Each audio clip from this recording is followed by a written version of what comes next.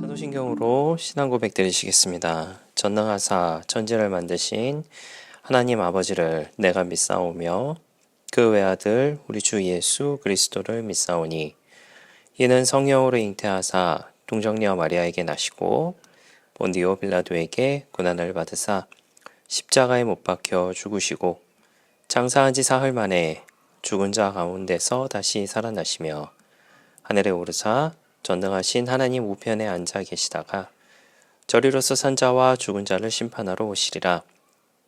성령을 믿사오며 거룩한 공회와 성도가 서로 교통하는 것과 죄를 사하여 주시는 것과 몸이 다시 사는 것과 영원히 사는 것을 믿사옵나이다. 아멘. 네, 함께 은혜 나눌 하나님의 말씀 마가복음 7장 29절에서 30절까지의 말씀입니다. 마가복음 7장 29절에서 30절까지의 말씀입니다.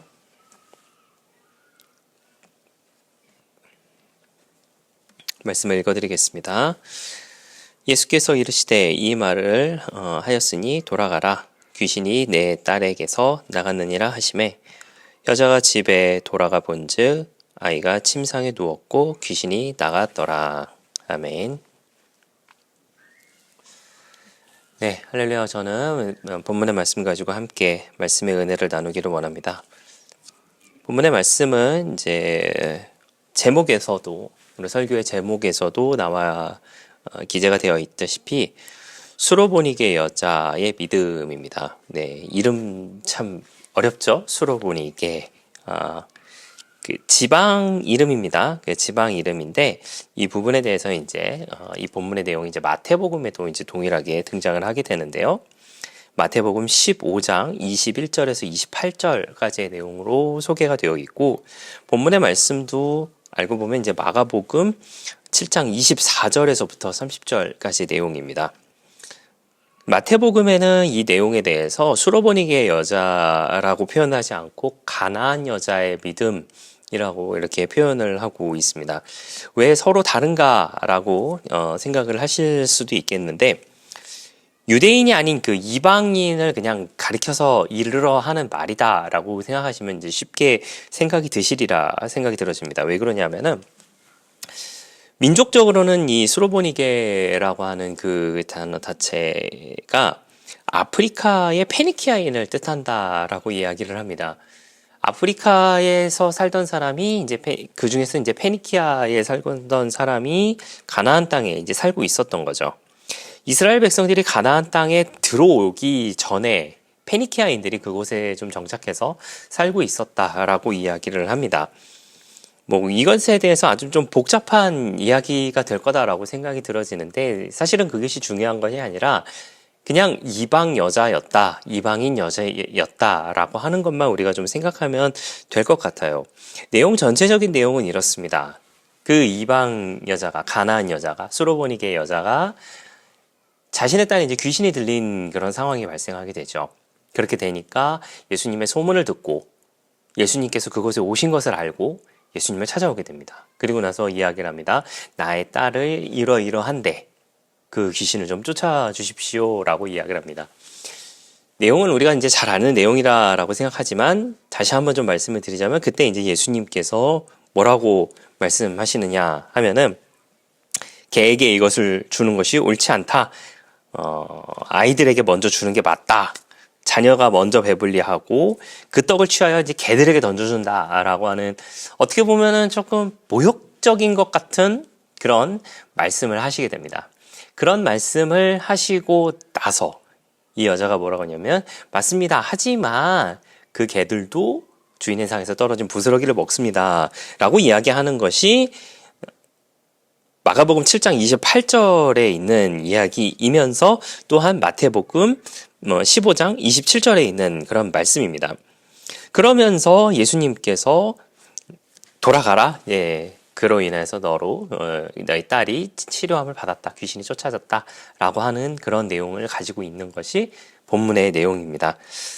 차이점을 좀 말씀을 드리자면요. 우리가 이제 복음서 비교를 하고 있으니까 각각의 차이점을 조금 말씀을 드리자면 마가복음은 그냥 간구하고 있습니다. 오늘 읽으셨던 이 마가복음은 예수님께 찾아와서 간구하고 그리고 그 예수님과 그 여자의 대화에 초점이 맞춰져 있어서 서로 그런 대화가 오고 가고 난 다음에 그 여자의 딸이 귀신이 쫓아졌다라고 하는 것으로 전체적인 맥락으로 마무리가 되고 있지만 마태복음에서는 다윗의 자손이라고 하는 표현을 부르게 됩니다.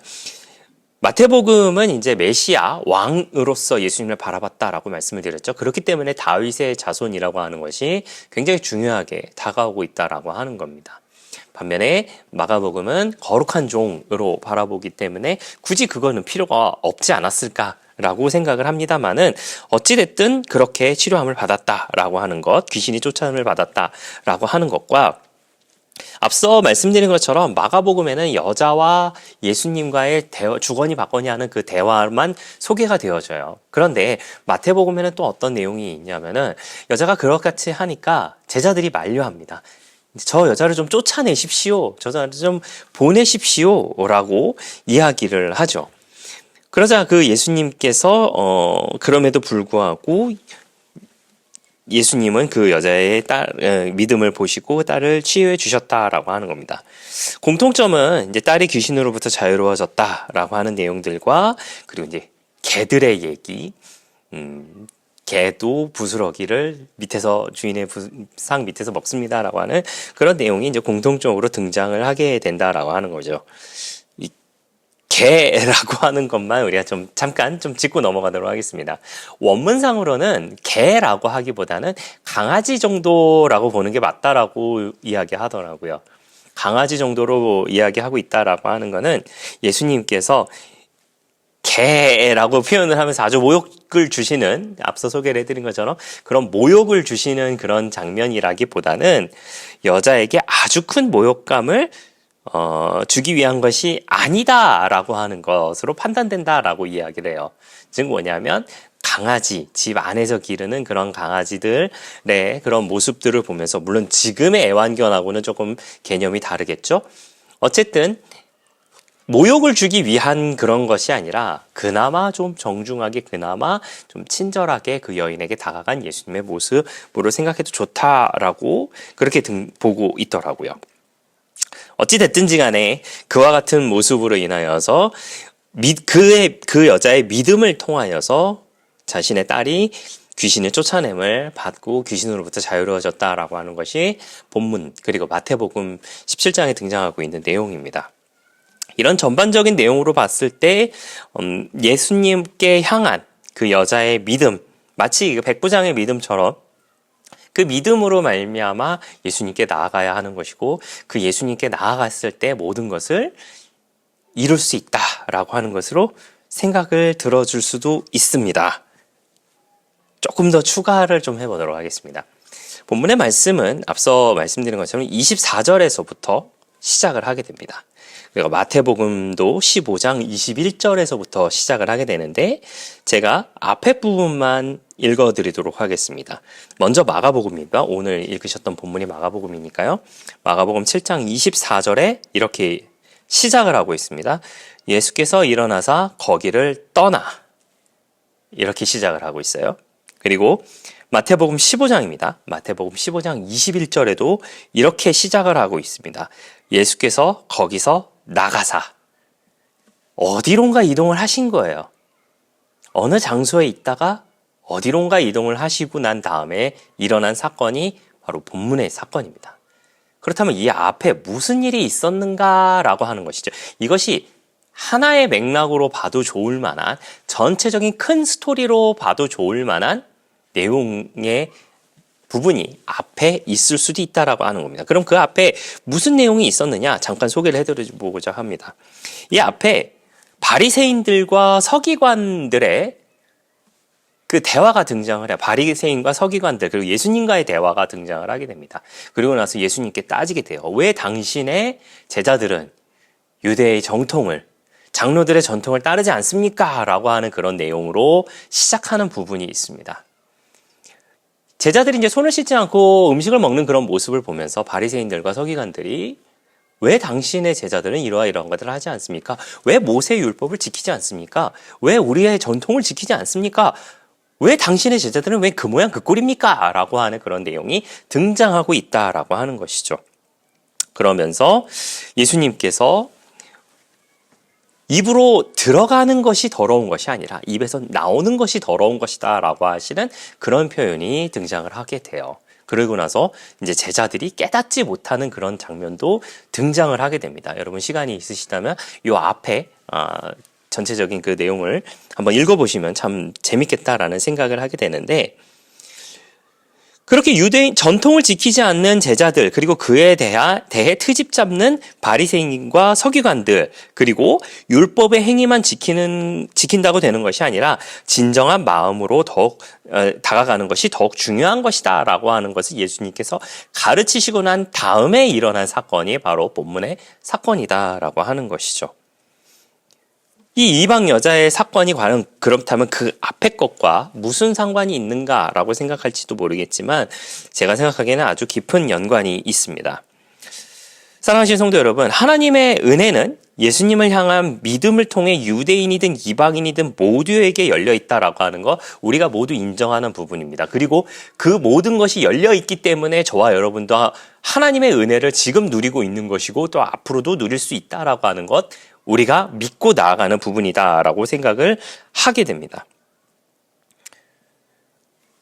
그렇게 우리에게 모두 열려 있는 것이 하나님의 은혜인데 율법의 깊은 의미조차 이해하지 못하면서 어찌 하나님의 은혜를 간구하냐라고 말씀하시는 것이 예수님의 말씀이었다라고 하는 것이죠. 그리고 그것이 바로 제자들이 향한 숨어있는 메시지가 오늘 읽으셨던 그 수로보니게 여자의 믿음, 가나안 여자의 믿음, 그 안에 내포되어 있는 부분이다라고 하는 것입니다. 신앙생활은 행위가 중요한 것은 아니다라고 하는 것을 우리가 간구하고 있는 것은 아닌가라는 생각을 하게 됩니다. 여러분이 생각하시는 좋은 신앙인, 훌륭한 신앙인의 모습은 어떤 모습인가요? 제가 제 주변에서도 어떤 모습이, 어떤 사람이 신앙이 좋아 보이십니까? 라고 이렇게 물어보거나 혹은 저에게 말씀하시는 분의 대부분은 뭐냐면요.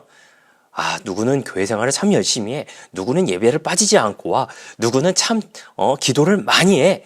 누구는 참, 교회에서 일을 열심히 해. 라고 하는 부분으로 판단되는 부분들이 사실은 많다라고 하는 것이죠.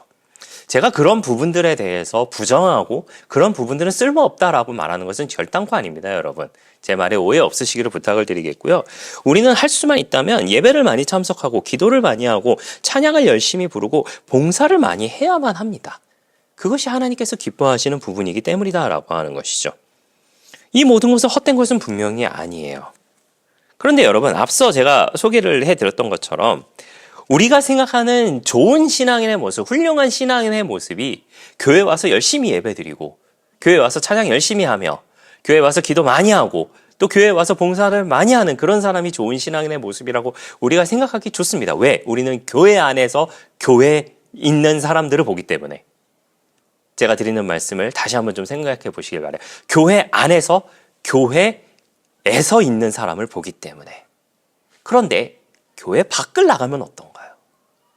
교회 밖을 나가서 용서가 없고 교회 밖을 나가서 사랑이 없으며 교회 밖을 나가서 미움만 있고 교회 밖을 나가서 불평만 있고 하는 그런 모습을 가지고 있다라고 한다면 과연 그것이 좋은 신앙인의 모습일까요?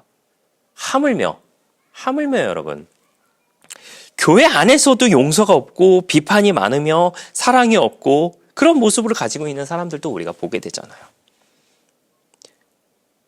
예수님께서 서기관과 바리새인들에게 그렇게 말씀을 하셨던 이유는 무엇이었냐면 그들만큼 율법을 잘 지키는 사람들이 없었어요.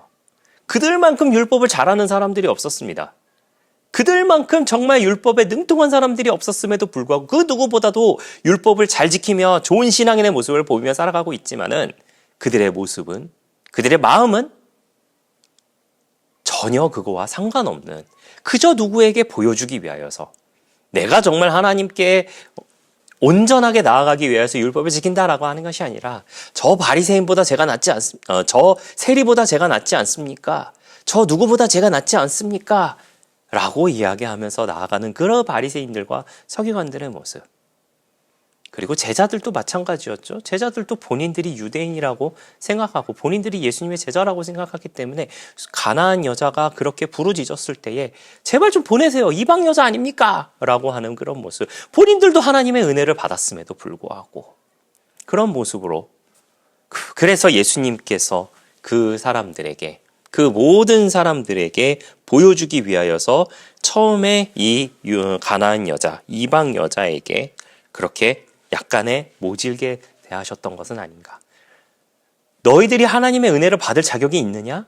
너희들이 하나님의 긍휼을 받을 자격이 있느냐? 너희도 없지 않느냐? 어찌하여 이방 여자라고 하여서, 가나안 여자라고 해서, 수로보니게 여자라고 하여서 너희가 멸시하며 멀리하느냐? 저 사람을 봐라. 저 믿음을 봐라.